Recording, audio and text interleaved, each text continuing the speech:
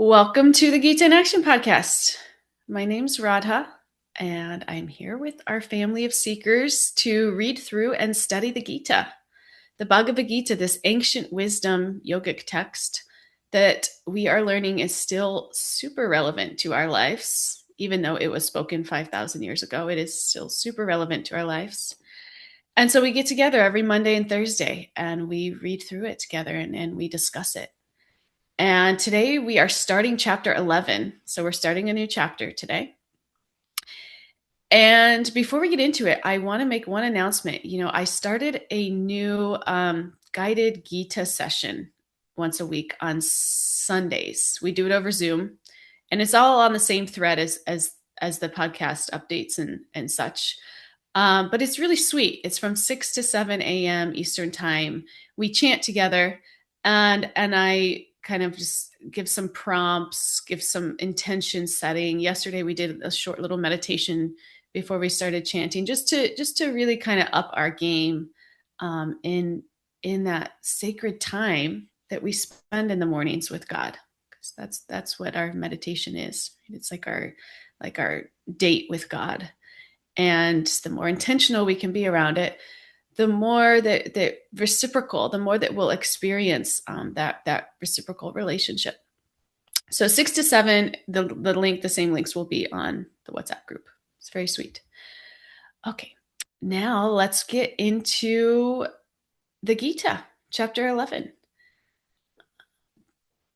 Shakti's here. Shakti, do you want to say our prayers for us this morning? Okay.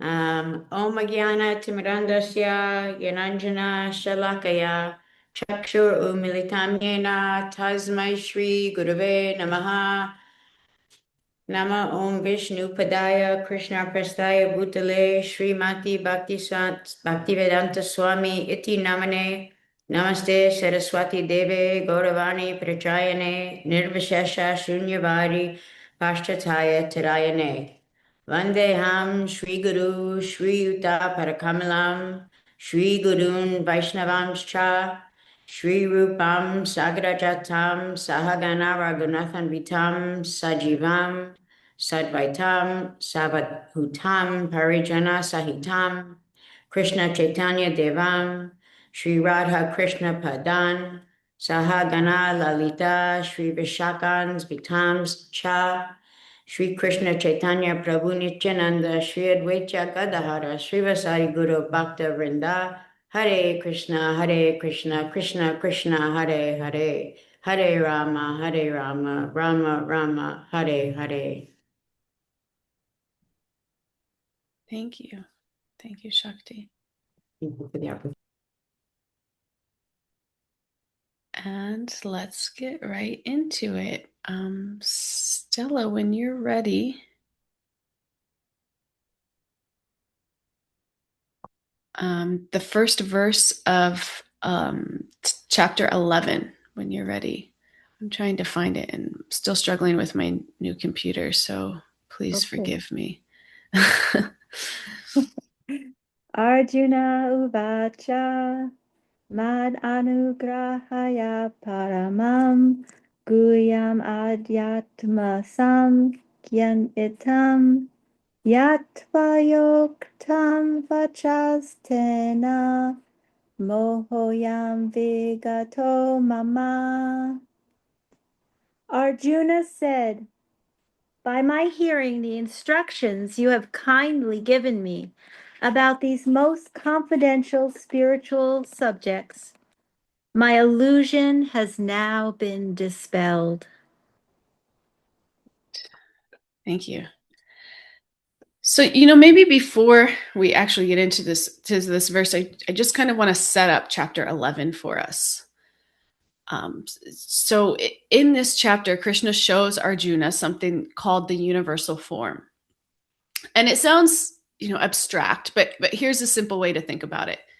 It's like seeing all people, all planets, all events, even time itself, past, present, future, seeing the entire universe all at once inside Krishna. So it's not just a beautiful vision, it's intense, because Arjuna also sees destruction, death, and how everything is moving under Krishna's control. And Krishna, if we remember, Krishna and Arjuna are on the battlefield together. Krishna is serving as Arjuna's charioteer, meaning he's driving Arjuna's chariot. He's acting as his servant, and he's also his very good friend. So he's all these things, and he's also the personality of Godhead. So now in this chapter, he's revealing what we call the universal form, and this isn't Krishna's original personal form. The universal form is a temporary manifestation that's meant to help reveal that he's the source of everything and that everything exists within him. And if you're hearing this for the first time, it might feel like unfamiliar or hard to picture. Like, what does it actually mean to see everything in one form? And honestly, we don't really have like a direct reference point for something like that in our everyday experience. So, if it's kind of difficult to visualize, which it is, we can also just focus on what it's pointing to. And we already experienced that we're not in control of everything, and that there's a larger order at work. So what this vision does is bring that reality into full focus.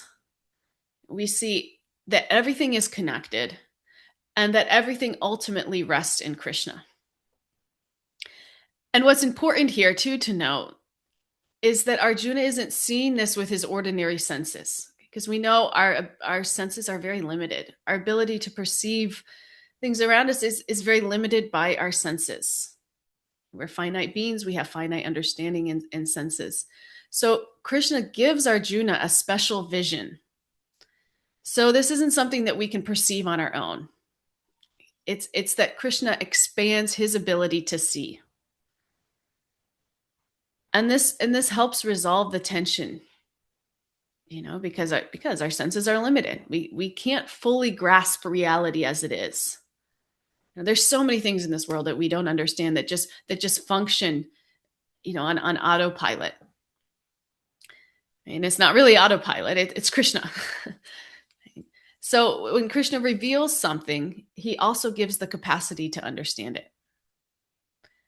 So what we should understand is this moment, it's not about making everything visible in a normal way. It's about lifting Arjuna beyond his usual limitations, just enough to understand something deeper. And that something deeper is that there's a supreme controller behind everything, and that controller is Krishna. So if we hear this chapter and we're kind of sitting with questions, that's completely natural. We don't have to force ourselves to picture it or understand it, or we can just take the essence, and that is that I'm not the center of everything. I'm part of something much bigger, and ultimately under Krishna's guidance. And Arjuna asks to see this form because he wants to more deeply understand what Krishna's been explaining up until now. Krishna gave him, in the last chapter, we learned about all the special manifestations that Krishna said, that is me, of water. I am the ocean, big bodies of water. I am the ocean. He went through like 80 something examples, I think. These are his special manifestations, but this is really taking it to the next level. It's expanding that. Krishna's giving Arjuna this divine vision so that he can see it all of the universe in God's form. It's kind of amazing. And what happens when he sees it, we'll learn in this chapter. When Arjuna sees it, he's completely overwhelmed. There's at first there's quite a bit of awe, but then it becomes very intense, because he realizes that, hey, Krishna's not just my friend, but he's behind everything, including time and destruction. And then I'm kind of giving you the overview of the chapter right now. Then Krishna tells him something powerful. He says, become my instrument, meaning you're not the ultimate controller. Align with me and act in that consciousness. And this is really beautiful, because Krishna doesn't leave us with something distant or abstract. He doesn't say, now go try to see the universal form.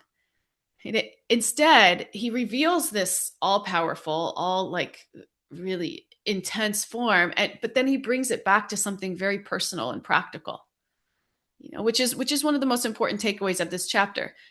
After showing this massive, all-encompassing form, Krishna says he can only truly be known through bhakti, through devotion. So not just by seeing his power, but by developing a relationship with him. Right? So this chapter, it gives us this huge cosmic vision and then gently brings us back to something very simple. And that is that we don't have to understand everything at once. We can just start by living with a little bit more humility, recognizing that we're not in control of everything. And in that, beginning to connect with Krishna in a personal way. Because ultimately, the highest realization isn't just seeing God everywhere, which we learned to do in the last chapter, but it's loving him and serving him. And so that's the journey that this next chapter is going to take us on. This section of the Gita, it's a progression. We learned in chapter 9 about the sweet relationship with Krishna. And then in chapter 10, we learned about the opulences of Krishna, just how great he is. And now Krishna's expanding that vision, to its fullest. I mean, he is the all-powerful. It's like, wow, this is a little bit much. This is a little bit scary, right? But then he brings it right back to say, look, I'm all of those things, but ultimately, I'm just interested in a loving personal relationship with you. So it's sweet. He's bringing us back. And this is the journey we're on together. So we're starting with this first text. I probably should have given the run through of chapter 11 before we read that, but just the first text. But just to reorientate us on the first text here, Arjuna says, by hearing my instructions, by my hearing the instructions, you've kindly given me the most confidential spiritual subjects. My illusion is dispelled. And what we should really hear in this verse, what Arjuna's really expressing here, is gratitude. He's recognizing that what Krishna's been explaining isn't something ordinary. It's not just something that we can understand or that he can understand on his own. It's something that Krishna's revealing out of kindness. He's basically saying, you don't have to explain all of this to me, but you did. And because of that, I'm starting to see things more clearly. And this is such an important point that most of us miss in our own daily lives because we're so steeped in this material consciousness that we like to believe that we're the doers and we do everything on our own. And Arjuna is such a good example of such an evolved devotee. Because even when he doesn't have all the answers or he doesn't understand everything, we see these qualities in him, right? This humility, which no matter where we are, if we have a little bit of humility and gratitude, our spiritual life is just like, can just like completely take off. Right? This is like fertile soil for a spiritual life. So this clarity isn't coming from Arjuna figuring everything out on his own. And Arjuna knows that. That's the difference between Arjuna and me, I think. Arjuna knows that. He knows this didn't came from him. It came from hearing Krishna. So there's this principle, when Krishna speaks and when we hear properly, when our heart is humble and full of gratitude, then confusion starts to lift. So Arjuna says, my illusion is gone.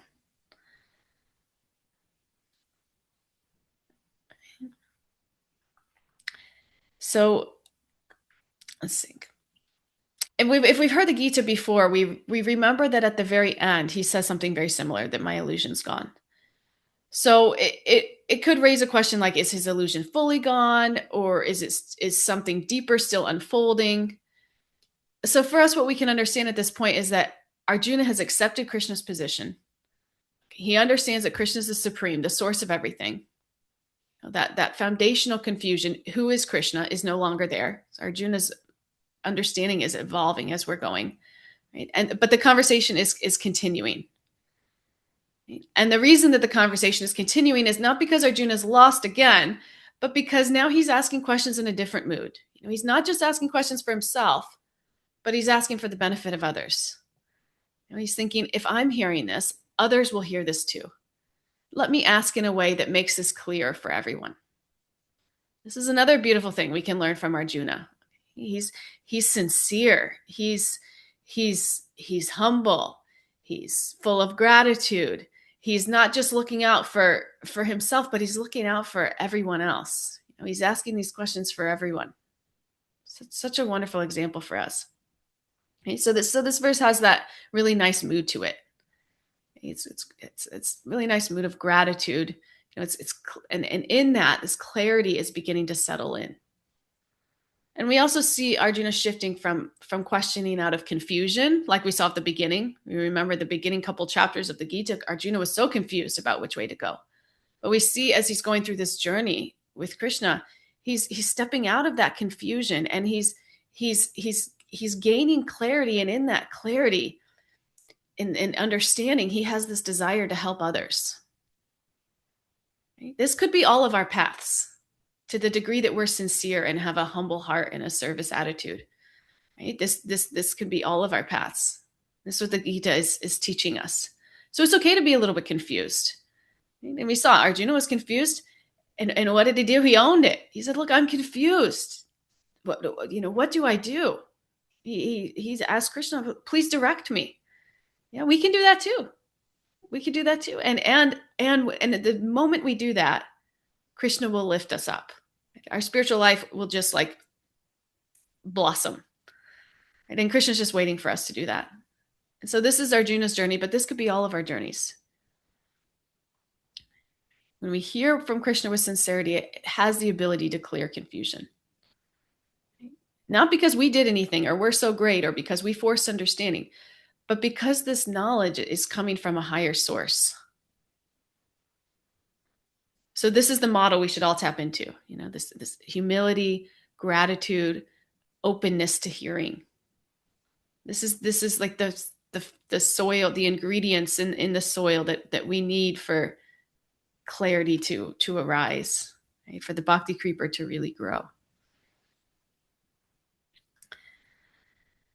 Okay, should we move on to the second verse? Does anybody have anything they'd like to share here?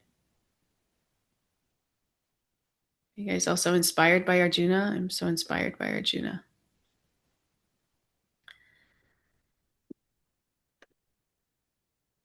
All right, let's move on. I just have one comment. I just kept Yeah. on thinking about how at times in my life I think I got this. Mm, I know now. And this reminds me that keeping an open mind and continuing to study, to keep on being part of sanghas, allows me to remember, and, yes. and go a little bit deeper and perhaps have a little bit more awareness. So thank you. Yeah. Wow. Thank you. To the degree that we think that I got this, I've got it all figured out now. We're like we're blocking ourselves from receiving. That could be dangerous. Yeah. So if we feel ourselves getting into that place, it's okay, but recognize this is not the place that's going to support my growth and connection. And revert, because that's what spiritual life is, right? Observe, reflect, revert, something like that. I had some kind of tagline in Costa Rica that I can't remember at this minute, but it was something like that, right? We constantly have to take assessment and change course.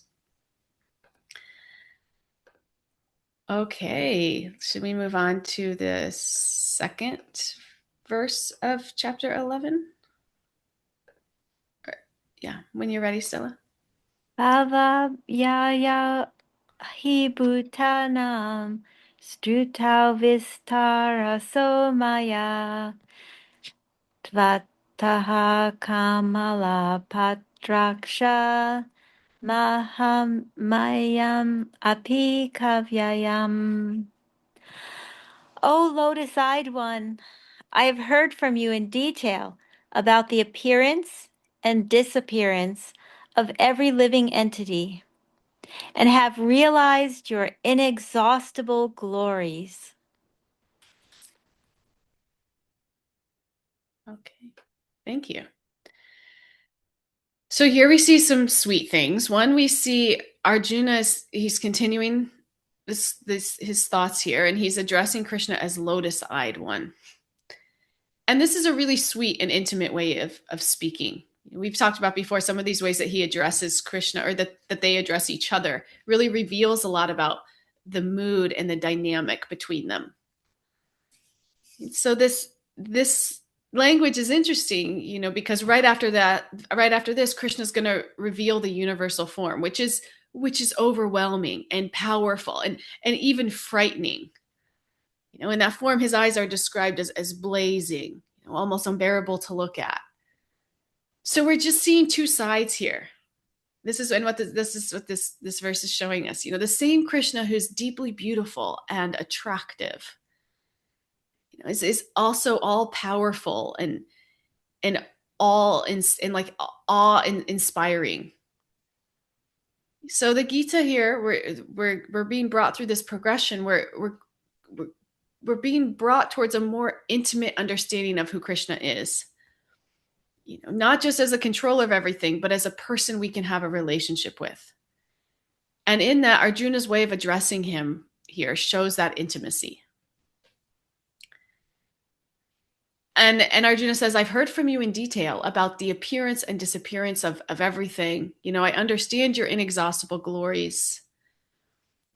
So what Arjuna is referring to here is, Krishna's already explained all of these things. Everything's sustained by him.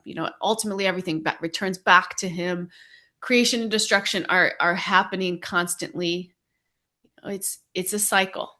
Everything in this material world is temporary. He's really highlighting those points back here in this verse. And at the same time, Krishna remains beyond all that. He's not affected by these changes. His position is constant, and his nature is inexhaustible. His glories don't diminish or run out. So we've learned all this in the chapters and the verses before this. So Arjuna is basically saying, I've heard all this and I accept it. And what he's doing here is setting the stage for what he's about to ask next. Okay, so he's acknowledging there is this temporary changing world, and then there is your eternal unchanging nature. So he's just grounding himself and us in this understanding. Okay, and then he's going to build towards this deeper request, which we're going to get to in the next verse. Let's see. When you're ready, Stella. Eva me tad yatata tvam at manam parameshvara drastum ichami te rupam esparam purusottama. O greatest of all personalities, O supreme form, though I see you here before me in your actual position, as you have described yourself, I wish to see how you have entered into this cosmic manifestation. I want to see that form of yours. Thank you. So here Arjuna continues, and he's very clear. He says, everything you've told me, I accept it as you've described it. This is how I understand you. There's no hesitation here. So he's not doubting Krishna or thinking there's something beyond him. He's fully accepting. He's saying, you are exactly who you say you are. So it's important to see that, because we should understand what he's asking for isn't coming from a place of doubt. It's coming from a desire to understand more deeply. He's basically saying, I see you here in front of me in your personal form, this intimate form where you're my, best friend. But I also understand that you pervade and sustain everything. Think about having a best friend like this, somebody who you view as your best friend, and then you learn, wow, my best friend is actually also like incredibly great and powerful. My best friend is actually like the Queen of England. It's like you're already great friends and you appreciate that. But then it's like, then you have kind of this like awe for your friend.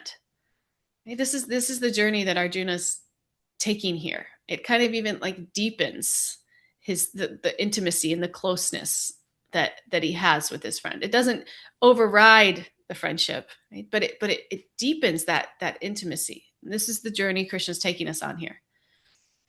So Arjuna's saying, I see you're in front of me, but how does it actually work that you're also, everything? And Krishna's explained, I sustain the entire universe with just a fragment of myself. And Arjuna's like, okay, I hear that, but I want to see what that really means. What does that actually mean? And this is relatable. Like most of us understand something more clearly when we can see it, not just hear about it. So Arjuna, he's asking to see that form, the form by which Krishna is present throughout and sustains everything. And this is what we've talked about. This is what's referred to as the universal form. It's essentially a way of seeing how everything is connected back to Krishna, how his presence and power are spread throughout the entire universe. And it's not something that he reveals all the time, but something that he shows in special moments to help make that understanding more tangible. So Arjuna isn't asking out of skepticism. He's asking from a place of relationship and clarity, like wanting to deepen his understanding. So in doing so, again, he's really asking on behalf of all of us. He's bridging this gap between hearing something and actually being able to grasp it more fully. And this is what leads into this revelation of the universal form. So it's really sweet what's going on here too, when we understand also the relationship dynamics and how Krishna revealing the universal form is really deepening their relationship and their intimacy, because that's what it's all about. This is where Krishna's trying to bring us. Okay, last verse of the day. Whenever you're ready, Stella. Text 4. It's 4. Manyase yadi takchakyam maya drastum iti prabhu yogeshvara tato mitvam darshayatmanam nam avyayam. Turn the page here. If you think that I am able to behold your cosmic form, O my Lord, O Master of all mystic power, then kindly show me that unlimited universal self. Thank you. So here Arjuna makes his request. But what's really beautiful is how he asks. He says, if you think I am able to see this, then please show me. He doesn't demand it. He doesn't assume that he's entitled to it. He's acknowledging something really important. And that is that Krishna has the power to reveal this. But whether Arjuna can actually see it depends on Krishna. So the question isn't, can you show it? The question is, am I ready to receive it? And this is such a great lesson for all of us. We all have teachers in our lives. And we all also have some material conditioning that sometimes causes us to think, I know best. I'm my own best teacher. Did anybody ever get in that? I'm my own best teacher. And get out of my way. I know what's best for me. I know what's next for me. Like we just feel entitled to take on a service or, become initiated or whatever it is. And this verse, again, we can learn so much from Arjuna if we really study study his interactions and his relationships. And, this is a very advanced devotee, not because he knows so much or because he was born into a great family. No, because he has the qualities that are prerequisites to really make advancement in spiritual life. And that is, he's so humble. He's so humble and he's so grateful. And we see how humble he is in this verse. He's making a bold request. He's asking to see the universal form. This is a bold request, but he's doing it in such a humble way. He's saying, if you think I'm qualified, then please just reveal it. There's no pressure. There's no entitlement. There's just openness here. And this is for all of us to understand the difference between humility and pride. Humility asks and waits. Humility asks and waits. Pride demands and complains. These are easy ways. This is a good guidebook to see which one you're acting in. Okay, when we're in pride, we feel like, I should already have this. I deserve this. And if it doesn't come, we get frustrated. But humility looks different. It says, I would like this, but I trust the timing. I trust that it'll come when I'm ready. This is so relevant in spiritual life. We come in with so much enthusiasm, which is a great thing. We want realization. We want progress. We want to feel something deeper. Right? Anybody relate to this? It's like you come in and you're like, this is me when I first came in, for sure. It was like, I was ready. And this is a healthy desire. This is good. But the key is the mood behind it. Because our qualification isn't something we determine. It's not up to us. This is the whole point of spiritual life. If we think it's up to us, we're missing the point. Okay, it unfolds over time and it's revealed by Krishna. I remember I had an experience with this when I was waiting to get initiated, and it was taking forever. And I remember feeling like I would never have said anything to my guru, but internally I felt frustrated, like a little bit like, what's going on? Why isn't he doing this for me? And I remember having a conversation. I don't remember exactly what the conversation was. I had a conversation with Kasuba, and I don't remember exactly what he said, but I walked away feeling like, wow, who am I to decide when it's time for this? It's like that. If you think you get to decide things like this, it's like that really shows that you're not ready. And this is natural. If this is you, then don't feel bad about it, because it's natural. Sometimes we feel dissatisfied, and the mind starts to play a blame game. We might blame Krishna. He's not helping me enough. We might blame the process. This process isn't working. Or even we might blame ourselves. I'm just way too fallen. But we have to understand, when we see our mind jumping into those narratives, we have to kind of rise above that. We have to know these things aren't actually true. Okay? Krishna's eager for us to come to him. The process of bhakti, it's powerful and it's effective, and no one is too sick to take the medicine. Okay? The real issue under all of this blame is this subtle expectation. We assume that we deserve advancement, and when it doesn't come as quickly as we want, that expectation turns into frustration. But this expectation is actually a form of demand, and this demand comes from pride. Whereas bhakti is rooted in humility. Right? The understanding that spiritual advancement is not something that we claim, this is just our material consciousness going on default. Okay, it's not something that we claim, it's something that we receive. So instead of this demanding, humility shifts us into this different space. We can desire growth, we can long for deeper realization, but we have to approach it as something to be received. We can't feel so entitled all the time. And we can, but to the degree that we are, we'll suffer and we'll halt our own progress. Okay? We can't own these things. We have to be willing to wait, and we have to be willing to trust that it will come at the right time by Krishna's will. This is true spiritual practice.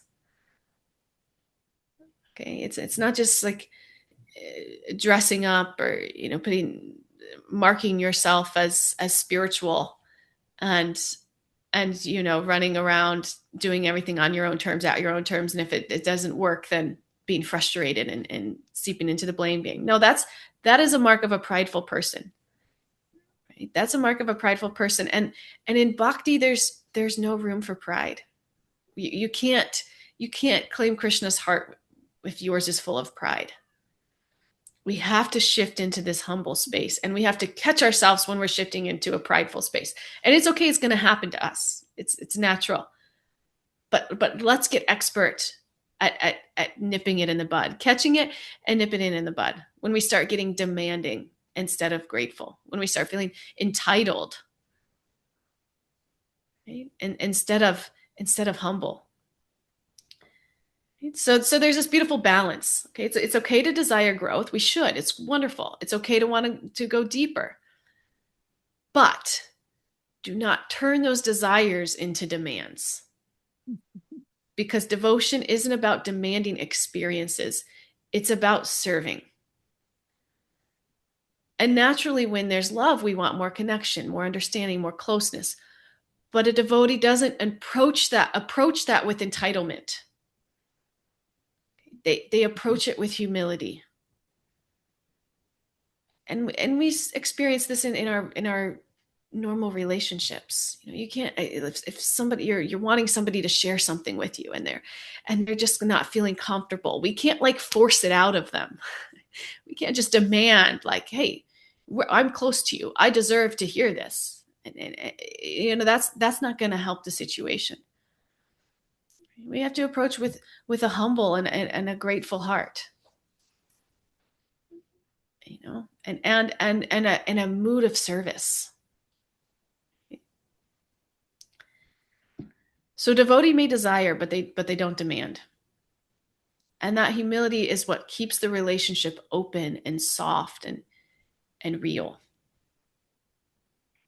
And these are some lessons that we can learn from these texts, these things we can learn from Arjuna as we're witness to his experience. This is what the Gita is trying to teach us through this exchange and these experiences, this journey that Arjuna is going on. It's our journey. It's our journey too, if we have the eyes to see it like that.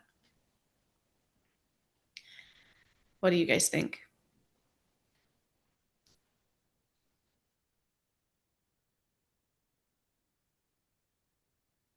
I see lots of thoughtful faces. Can you all relate to having experiences of acting more out of pride and demand than a humble heart? We know we're in a space of pride when we get frustrated when we don't get something that we wanted. That's indicative that we felt like we deserved it. And that's what Krishna's trying to get us away from. We don't get to decide that. It was something like that in my conversation with Kastuba. It was like the realization that like, look, this isn't up to me.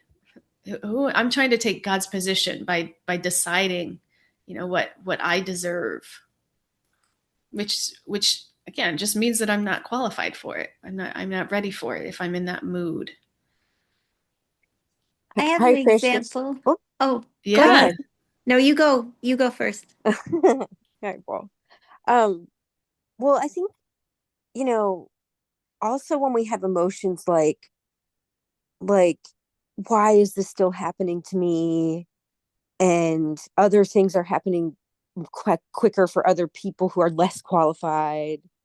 And I'm thinking more about the job I just finished yesterday, and, but in the last year, it's really revealed like the timing. We can put that trust in Krishna, that there's more lessons in that space, that we're in the material world. And yeah, and it just like it's all, it's always easier looking back, but I feel like that trust has really grown, that really Krishna is time and has our schedule and divine plan like perfect. and it doesn't feel like it some of the time when you're kind of waiting, but when you get through it, you really can see that a lot more, and be grateful for challenges that provided more lessons, and more like experiential, um playing with what we need some time to actually grasp and learn. So that came to my mind a lot. Yeah. Yeah. And you know what's really interesting too about this point is that our bodies and the universe supports this point. And you hear this all the time, like people that are searching for their partners, searching for their partners. And as soon as they are like, give it up, all of a sudden, like their partner comes into their lives. Right? Or the same thing with like trying to have a child. People are gripping so tightly. And then as soon as, for whatever reason, it's there, you hear stories all the time, like somebody has a child, like tries IVF, it doesn't work, and then they just give up, and then all of a sudden they naturally get pregnant. It's just like the universe and our bodies try to teach us this principle that we can't grip so tight to this illusion of control. And to the degree that we do, we'll suffer and we'll halt our own progress. Yeah, exactly. Thank you. So if we don't want to learn it from Arjuna, we'll learn it from the universe, from our experiences, one way or the other, because it's the design. By design, we're meant to learn this. What do you think, Shraddhanjali? I'd love to hear your example too. Yeah, I had an example once of we were in LA at the temple. I had all the kids, I think, and it was time for prasadam, and they were serving it outside, but they like started I was hanging out with all like the moms and the kids, and because you can't, sometimes you have to go out of the temple because with the kids, when you have little kids and they're screaming or whatever. And there were a bunch of moms and kids, and they started serving prasadam, but they did it in such a way that they served all these guys were sitting and being served. And I suddenly got into this totally prideful thing, this demanding thing, this entitlement thing. I was like so angry. Like, why aren't they feeding the mothers and children first? We've been out here, the kids are, antsy, they're hungry, we're all really hungry. A lot of us were breastfeeding, we were starving. And it just looked like the men were being served first. I got so angry and like entitled, and I started complaining. And it was just like everybody started looking at me like I was from outer space. And then once I got the meal, it didn't even taste good to me. Like I had totally ruined the whole experience by my like, you know, my idea that I was Yeah. entitled because I was A, B, C, D, whatever. Um, and I remember it's really stuck in my mind. I can imagine that day and moment really clearly because I think I learned in that moment it was like that wasn't the right way to go about this. Wow. Wow. Amazing. It's the mark of a true spiritualist. It's not that you're perfect all the time, but it's Right. your ability to step outside of yourself and say, "Oh, wow, Oh, maybe that I didn't handle that the greatest. And yeah. what can I take away from that?" Yeah. Yeah. That was a long time ago, and I still remember that. That's a great story. I mean, as you were talking, I was like, they should feed women and children first. I still think they should have fed the women first, but I shouldn't have Yeah. been entitled and complaining. Yeah, sure, I sure. could have later gone to talk to somebody, but no, I was Right. loudly proclaiming that this was unfair. Right. Yeah. So yeah, you could have handled that in a way that is more in the mood of service and less in the Yes. mood of ego and pride. Yeah. And could I have volunteered, earlier to say, let's set up a second table for the kids early, like I could have. Right. It didn't. Right. Right. It's all in this that shift of consciousness. Yeah, shifting to this mood of I am the servant, not I am the controller. Yeah. You could have the same thought. You could still think the right thing to do is feed women and children first, but the way you go about accomplishing that is much different depending on the mood that you're in. Yeah. Nice. Thank you. Beautiful. I was also thinking, thank you for those examples that I think that one can look at spiritual development like our accomplishment within the material world. Once I get this, then I will have arrived. And sometimes it's like, well, I got this, and now what?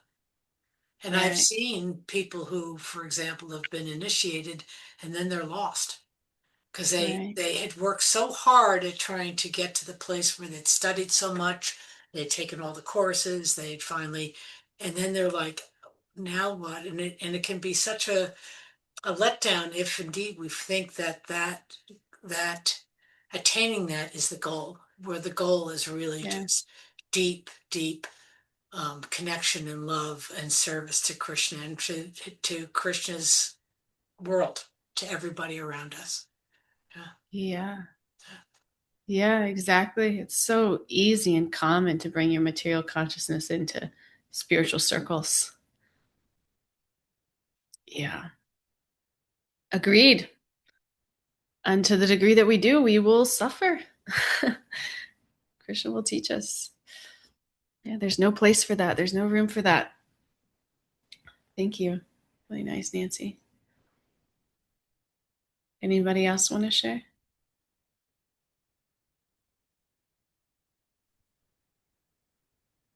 Kalachandi. Well, yeah, and three words that really are resonating: understanding, humility, and intimacy that have all come up. And ever since our last class, I've really had that understanding how Krishna will give us understanding on my mind. And it's such a liberating concept. I mean, we spend, so many of us, like we spend most of our lives trying to understand whatever our field is, and we get really good at understanding, and we become, prideful about understanding. I was thinking how whenever we use that word, we almost always use a possessive pronoun, or it's like my understanding, your understanding, I understand. And here Krishna is telling us, no, I will give you understanding. And I just found that so liberating. Like I spent my whole life feeling like I have to understand.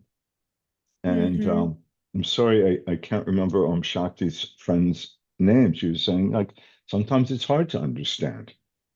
And to me, Krishna was telling me, like, I don't have to always understand. I don't have to be like, we're not the doer. I don't have to be the understander either. And I just find that such a liberating concept. And humility, he also, he gives us humility. I mean, just keep living. Life is a humbling experience. And if one doesn't, find it so, just stick around a little while, for everyone. And intimacy too. That's been so much part of my life the last few weeks. It's been a very intimate experience. And I've been alone or alone with our spiritual master all the time almost. And he and I have spent hours and hours every day together. And we're either sitting like inches away at a desk or chanting together or walking together. And we're always alone. And it's very intimate, and also these verses very revealing and amazing to be with someone in such intimate situations.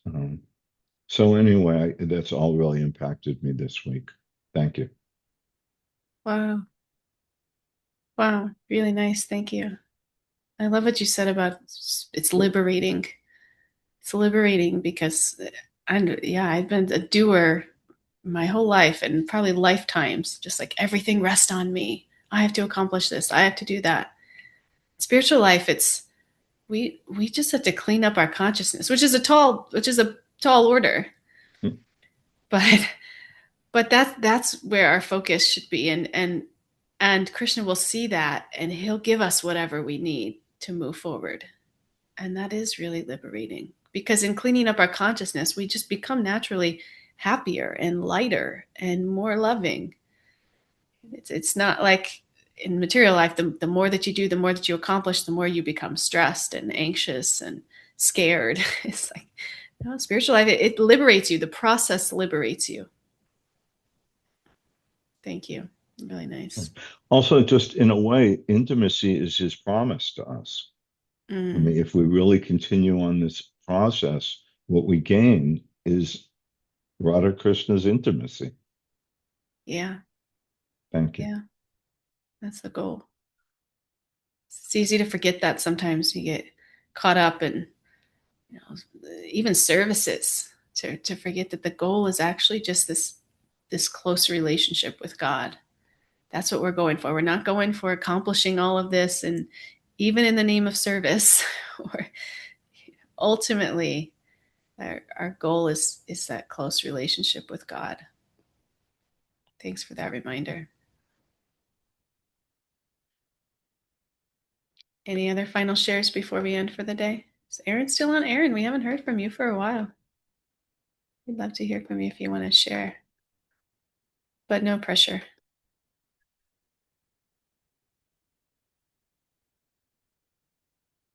Okay, my friends. Well, if that is all, we can end for the day. So sorry. Oh, yes. I'm just getting back from an appointment. Oh, wow. No, I just wanted to appreciate everyone. Shraddhanjali, you just share so vulnerably, like all these major lessons, and it's so helpful to hear. So thank you so much. And I just needed to hear like so many of these things today. So I appreciate you all. And thank you so much, Radha. Thank you. Look at that, a grateful heart right there. Aaron is demonstrating for us. That's what we need. Grateful, humble heart. Let's make that our intention for the week. How can we be more grateful? How can we be more humble and less prideful? And see what happens. Yes. Thank you. Thank you all. I will see you on Thursday. Have a great week. Hare Krishna. Hare Krishna. Hi, Krishna, everyone. Hare Krishna.